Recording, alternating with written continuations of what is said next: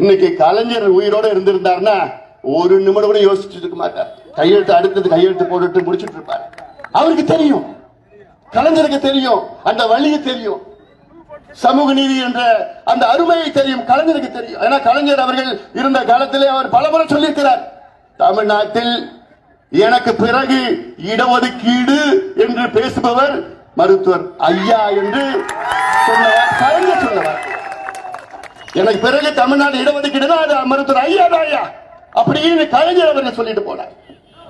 அப்படிப்பட்ட கலைஞருக்கு இன்று சென்னை மெரினா கடற்கரையில அண்ணா சமாதி அருகிலே அடக்கம் செய்த முழு காரணம் யாரு தெரியல? எங்க மருத்துவர் ஐயா, பாட்டாளி மக்கள் கட்சியா, இந்த சமுதாயா. மருத்துவர் ஐயாவும் பாட்டாளி மக்கள் கட்சியும்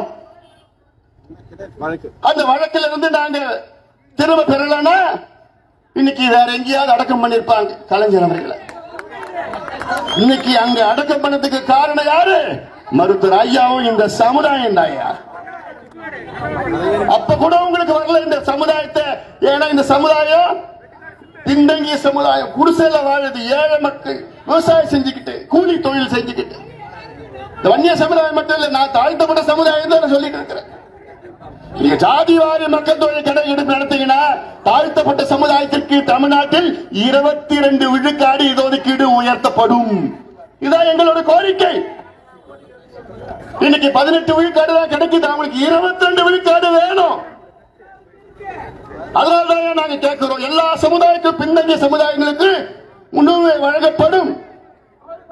ஆனா நீங்க தேர்தல் நேரத்தில் ஏதோ ஒரு வசனம் பேசிட்டு போயிடுவீங்க, அப்புறம் காசு கொடுத்து ஓட்டை வாங்கிடுவீங்க, தேர்தல் முடிஞ்ச உடனே எல்லாத்தையும் மறந்துடுவீங்க.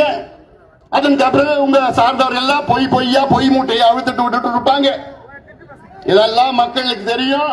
மீண்டும் சொல்றேன், விக்கிரவாண்டி தொகுதியின் மக்களே, குறிப்பாக நான் சொல்கின்ற மிக மிக மிக மிக பின்தங்கிய சமுதாயத்தை சார்ந்த, தாழ்த்தப்பட்ட சமுதாயத்தை சார்ந்த மக்களே, தமிழ்நாட்டினுடைய எதிர்காலம் உங்கள் கையில் இருக்கிறது.